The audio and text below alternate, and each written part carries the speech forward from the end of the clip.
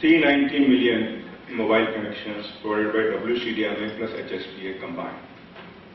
So if you really see that the high-speed data networks which are picked up so far are both technologies together are forming about 20% of the total worldwide or globally connections. That means in developed countries, maybe US and Canada may be having a percentage a bit higher, but the requirement of high speed is limited to about 10 to 15%. And correspondingly, which I just want to touch at this stage, is that we are talking about very high speed data applications and all those things. They are limited to a certain set of people. The general masses still have got a mobile network, which is by and large low speed data access network. And whatever applications we have to market and particularly make use of that one is for those networks. And if we really come to the Indian sector, about 10 to 15 years back, and even today most of our network is service specific and licenses are also accordingly.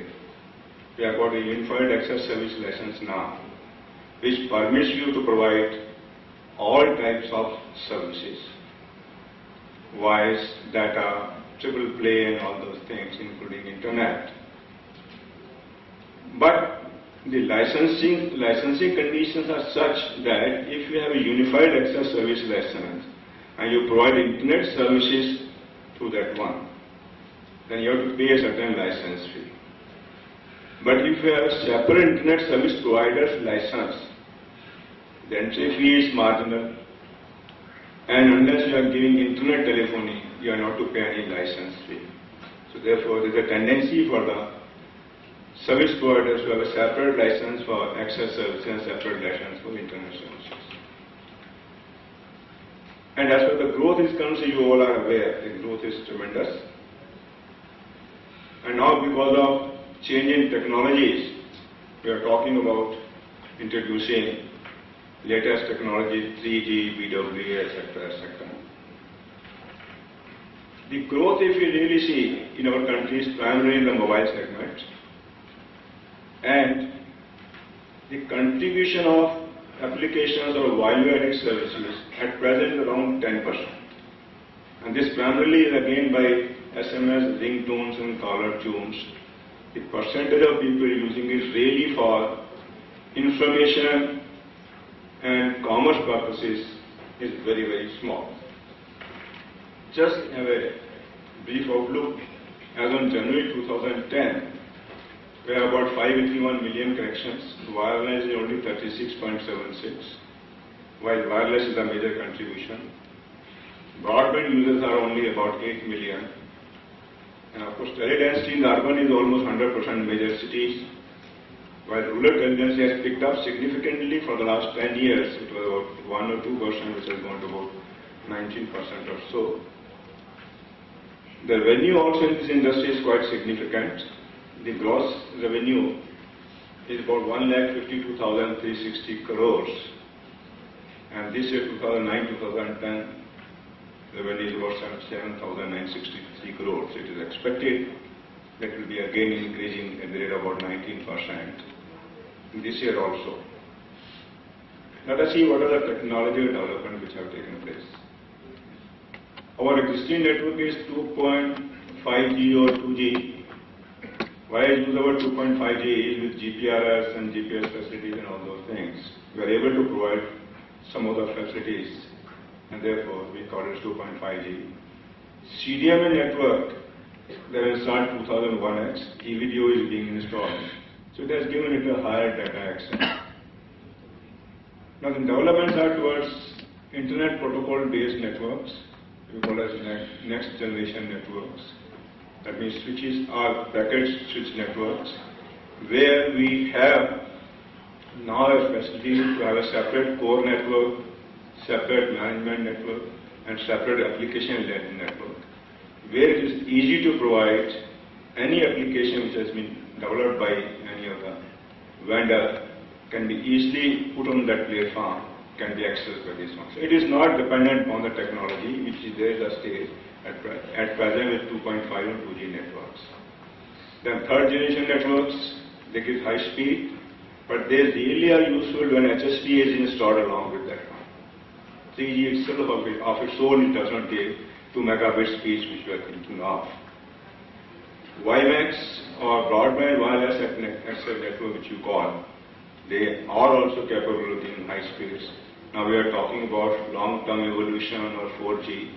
Basically all these networks are being developed towards the concept of giving very high-speed data access and convergence of voice, data, video, or even what you call as TV and broadcast services together, they can be given to a mobile network. So, further, as you know, you are all much more software expert than what I am. Information technology has given such a boost that now you can provide any type of application with a software arrangement, and the technology enabling them to be put onto the platform. So there is a possibility of now, with the installation of this network, to go ahead with a totally converged network, and where all types of services which you can think of can be provided. Let us see what has been the impact of this on the society. Now, mobile has become almost a ubiquitous this one. Everybody wants to have a mobile as his personal one. If there are reports, some people feel uncomfortable if the mobile is not with them.